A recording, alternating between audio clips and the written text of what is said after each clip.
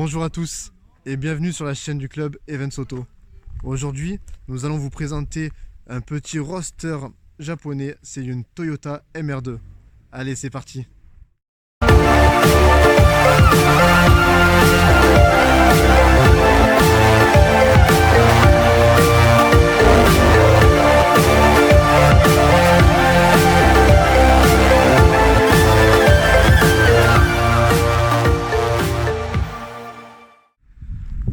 Salut Steve. Salut, ça va? Et toi? Ça va, super. Allez, présente-nous ton véhicule. Alors c'est une Toyota MRS ou MR2 Spider, alors ça dépend un peu les noms selon les pays. Alors c'est-à-dire, en France c'est quoi alors, comme en nom? France, MR2, c'est pas très vendeur comme nom, donc du coup ils l'ont appelé MRS, mais donc celle-ci c'est un import italien, donc elle est badgée MR2 à l'arrière. Ok. C'est la MR MK3. La troisième qui est sortie, la toute dernière. Ah, parce que tu as eu déjà deux versions avant? Alors il y a eu deux versions précédemment, la SW10 et SW1, Ouais. que je connais très peu mais qui étaient quand même bien différentes, même si elles gardaient la même architecture. Donc ça c'est le modèle qui est sorti entre 99 et 2008 de mémoire. Donc ça c'est la phase 2 qui est sorti en fin 2004. Donc ça c'est l'un des tout premiers modèles en phase 2. Donc il y a quelques modifications, elle a reçu un petit facelift en fait. Ils ont changé quelques éléments esthétiques. Comme par exemple l'arrière est légèrement différent. plus sport peut-être? Légèrement plus sport et plus moderne aussi, effectivement. Il y a les jantes en 16 à l'arrière qui ont été modifiées et la boîte 6 manuelle qui a été rajoutée parce qu'elle était en boîte 5 à l'époque. Ah, là, ça c'est une boîte 6? Donc ça c'est une boîte 6 effectivement, ouais. Elle est en manuel boîte 6 qui est bien plus plaisante que la boîte robotisée à mon avis. Ouais. Alors t'as combien de chevaux sur ton véhicule? Alors là d'origine elle est censée sortir 143 chevaux, avec la ligne je pense être à un peu moins de 150. Ouais. Pour un poids assez réduit puisque du coup elle était annoncée à un peu moins d'une tonne à la sortie. Et donc là avec les quelques modifications qu'il y a eu, je pense qu'on doit être à 970 kg à peu près. Ou elle n'est pas passée sur la balance mais ouais, je pense qu'on doit y être. Donc t'es à moins d'une tonne? À moins d'une tonne, ouais, effectivement. Ouais. Donc c'est vraiment joueur. fun. Ouais. C'est vraiment fun. Déjà le poids est contenu, les dimensions de la voiture aussi. Le moteur est à l'arrière, donc on a une répartition des masses de 42 à l'avant pour 68 à l'arrière. Alors ça veut dire que ton moteur il est situé ici, derrière le pilote? Je peux ouvrir, il n'y a pas de souci. Bon, il est quasiment d'origine, si ce n'est pas d'origine. D'accord. Donc construction à moteur central arrière. Donc le 1ZZ qui a été utilisé sur la Corolla Celica si je dis pas de bêtises, et sur les premières motorisations des Lotus Elise de mémoire. C'est un soupape, c'est ça? C'est ça, ouais, effectivement. Ok. Ouais. Niveau de l'entretien de ton véhicule, c'est plutôt l'accès plutôt facile? Alors l'entretien, c'est compliqué. Pour y mettre les mains, c'est un petit peu compliqué. Ouais. Les entretiens de base, style vidange, ça reste c'est jouable. Ouais, ça reste accessible. Après, c'est sûr que là, il faut que je change le collecteur. Tu imagines bien que c'est un peu compliqué pour il faut enlever les barres anti-rapprochement. Ouais, effectivement. Donc ça demande un petit peu d'équipement. Et alors, ton moteur il est à l'arrière, à l'avant t'as quoi? T'as un coffre? Alors à l'avant j'ai un coffre, bon il n'y a pas grand chose à l'intérieur, il y a la roue de secours et après il y a une petite boîte à outils, enfin voilà c'est conçu. Tu peux nous l'ouvrir s'il te plaît? On peut partir en balade avec ta voiture, du genre faire un road trip? Si tu veux, oui. Il n'y a pas de souci. Tu peux mettre des bagages? Si tu lèves la roue de secours, tu peux sûrement Ah oui, d'accord, ok, en fait c'est plein. Ils ont mis du plastique. Pour avoir de l'esthétique. Ouais, bah alors le problème c'est que ils n'ont pas fait toutes les découpes, donc si je dis pas de bêtises, ici il y a un accès pour faire, je sais plus ce que c'est, peut-être la direction assistée, et en fait ils n'ont pas fait la découpe. T'as pas de direction assistée? Si elle y est, mais du coup le liquide, si je dis pas de bêtises, se remplace ici, et la découpe n'a pas été faite. Donc voilà, c'est les petits défauts de la voiture. Et donc là ici, il y a la trappe. Voilà, ok, d'accord. Et t'as une galette, ouais. Alors, si tu veux partir avec ta copine en road trip, c'est compliqué. Ouais, seul ça va parce qu'il y a quand même pas mal de place à l'avant, tu pourras voir. Ouais. Mais non, sinon c'est compliqué. Alors j'ai un tout petit rangement de 80 litres à peu près derrière le siège. Mais c'est quand même assez. Il y a un pare-soleil, donc en fait ça se prolonge sur le deuxième siège. Ouais. Donc ça permet de mettre quelques bagages, mais on met pas une valise quoi. C'est sûr que. Ouais, ok. Bon, pour faire un petit road trip, ça suffit, non? Oui, ouais, non. Pour 2-3 jours, ça va. Si la copine y met du sien. Alors, tu m'as dit que c'est un moteur arrière, Ouais. c'est ça? C'est central, ça se dit pas? Centrale, Ouais, on sait. oui, enfin, nous on dit centrale, mais après il y a peut-être une autre dénomination. C'est pour l'esthétique ou c'est vraiment pour refroidir le Alors, moteur? non, là il y a vraiment une utilité. Donc en fait, il y a la boîte à air qui se trouve ici, donc en fait ça vient directement récupérer l'air frais. Par contre, de l'autre côté, à mon avis, c'est plus C'est- esthétique qu'autre chose. Ok, d'accord. C'est quand même ouvert, mais bon, du coup, il y a beaucoup moins d'intérêt D'accord. à aller récupérer de l'air là-bas. Montre-moi ton intérieur. Alors, je vais passer de l'autre côté. Je fais un petit peu le tour. Alors, ton intérieur, c'est...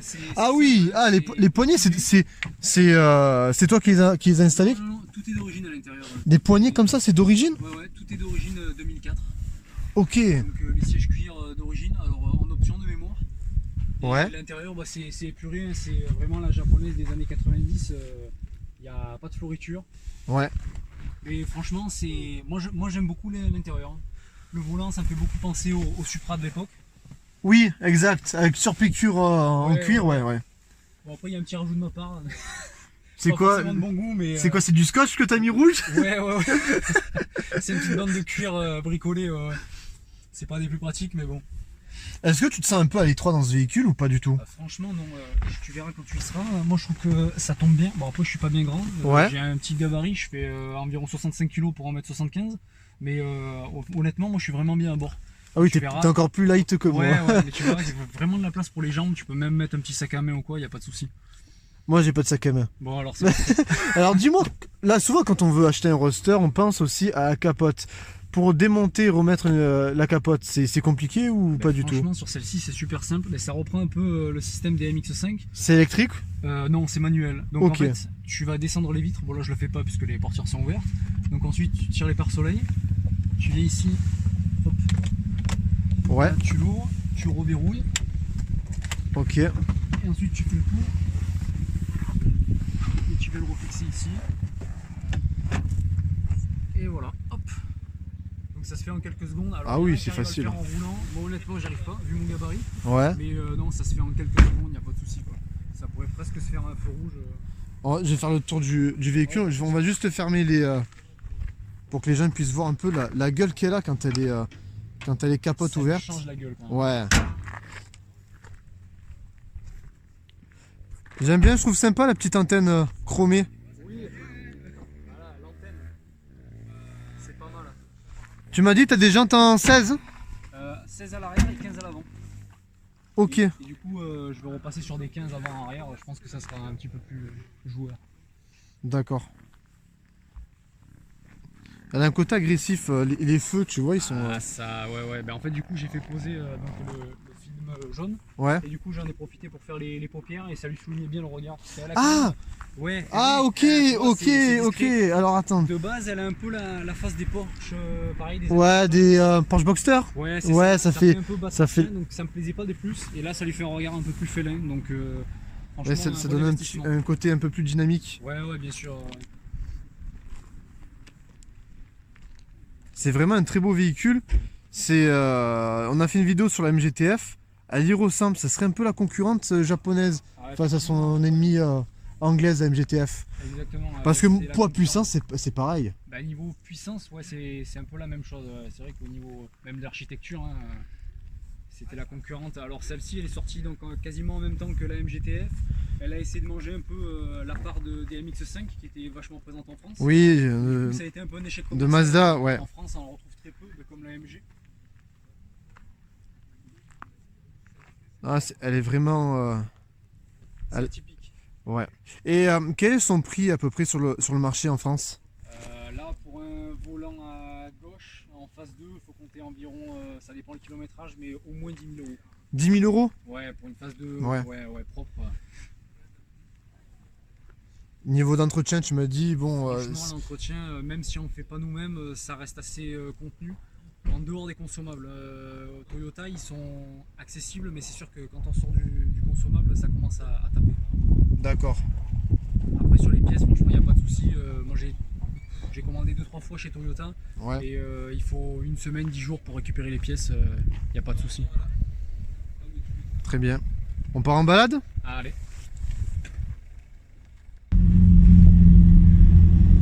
Allez, Allez, nous sommes dans la Toyota MR2. Et bonjour. Elle a un beau bruit. Ouais, alors la ligne n'est pas d'origine, hein, de base, le son c'est pas du tout ça.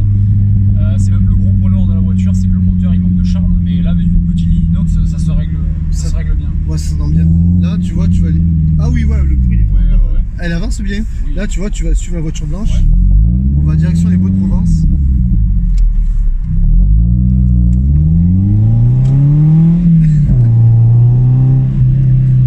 Elle sait se faire remarquer. Ah oui, ça va être à droite. Alors on va attendre un peu les autres. Ouais.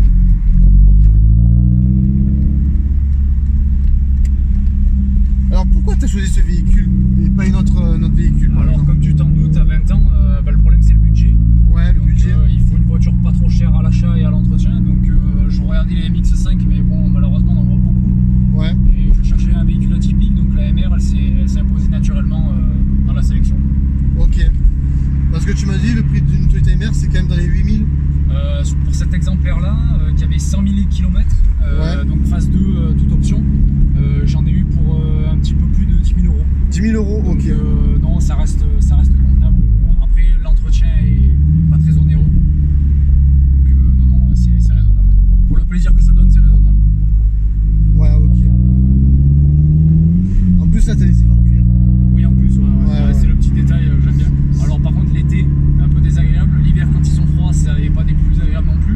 Ouais. Mais c'est vrai que ça a plus de charme que le tissu, effectivement. Ah donc moi je vais acheter un roadster, faut que je fasse attention sur les sièges. Déjà sur l'état général, déjà ça veut dire beaucoup sur l'état du véhicule. Hein. Quand on a Ouais. des sièges et des cuirs qui sont abîmés, c'est sûr qu'il faut être plus regardant sur le reste.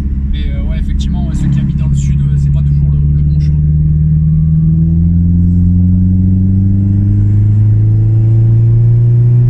Elle a une belle sonorité. Ouais, non, ça sent bien. On dirait presque un 6 cylindres. Elle est joueuse comme voiture un petit peu. Ouais, c'est assez Ouais. joueur. Ouais. C'est Si que- j'ai l'occasion, je te la mettrai, mais non, ça se met tout seul dans l'angle, franchement. Mais même à l'accélérateur, et puis après, si tu mets un petit coup effectivement dans l'embrayage, tu vois, là il y a un rond-point. On va voir, je vais laisser un petit peu d'espace. Là, je prends laquelle? Tu vas aller tout droit, direction les Baux-de-Provence. Ah ouais. Voilà, tu vois, ça se met tout seul. Il n'y a pas beaucoup besoin d'expérience. C'est vraiment une voiture qui tombe bien en main, Ouais. qui est accessible. J'ai pris quelques mois pour l'avoir en main, mais après, franchement, ça se fait tout seul. C'est même un peu traître parce qu'on se prend un peu pour un pilote. Ouais. Et le tête à queue est vite arrivé sur des voitures avec un gabarit aussi réduit, un petit châssis, empattement court. Donc ça part bien, mais quand ça se retourne, c'est fini, on ne peut pas rattraper. Ou alors difficilement. Là ce sera à gauche. Ouais. Les points positifs, négatifs sur ton véhicule. Franchement, des points négatifs, j'en trouve très peu. Mis à part le prix des pièces qui s'est un peu envolé, notamment Ouais. il y a beaucoup de pièces qui viennent d'Angleterre. Du coup, ça devient un petit peu compliqué pour les ramener. Les hardtop qui sont devenus presque intouchables. D'accord. Mais non, après, sinon, il n'y a que des points positifs. C'est une super voiture, c'est une voiture qu'on ne croise pas souvent. On estime le parc automobile de MR à environ 3500 exemplaires en France, même pour celle-ci en tout cas. Ok. Donc c'est pas une voiture qu'on trouve souvent. Il y a des super groupes sur Facebook avec une super entraide, un peu comme sur les MX5. Donc il y a pas mal d'échanges de pièces, d'échanges de conseils et tout. Il y a une super communauté. Donc non, moi je trouve que des points positifs. Puis le plaisir de conduite. Hein. Ouais, c'est sûr. Elle accroche bien. Ah ouais, et là tout est d'origine. Hein. Alors selon ce que tu mets comme pneu, elle est quand même un peu traître sur la pluie. Mais, Elle glisse, elle part de l'arrière. Ouais. Ben, en tout cas, moi, avec la manière dont elle est chaussée, elle a tendance à glisser. C'est une propulsion, tu m'as dit C'est une propulsion. ouais, propulsion, et le moteur central arrière n'aide pas. Donc, ouais, sur la pluie, il faut faire quand même assez attention. Mais c'est vraiment une voiture qui est bonne à tout faire. J'en ai vu, donc il y en a qui font de l'autocross avec. Il y a pas mal de voitures en rallye qui sont engagées, qui font quand même des bons chronos. Bon, c'est aussi la chance au pilote. Ouais. C'est une voiture qu'on retrouve sur la neige. Moi, j'en ai vu pas mal près de Gap. Donc, elles sont vraiment à l'aise sur tous les environnements. C'est vraiment le bon choix. C'est la polyvalence. Sauf pour le manque d'espace, avec le coffre qui est assez réduit, voire inexistant. Ouais. C'est plus un grand vide-poche qu'un coffre.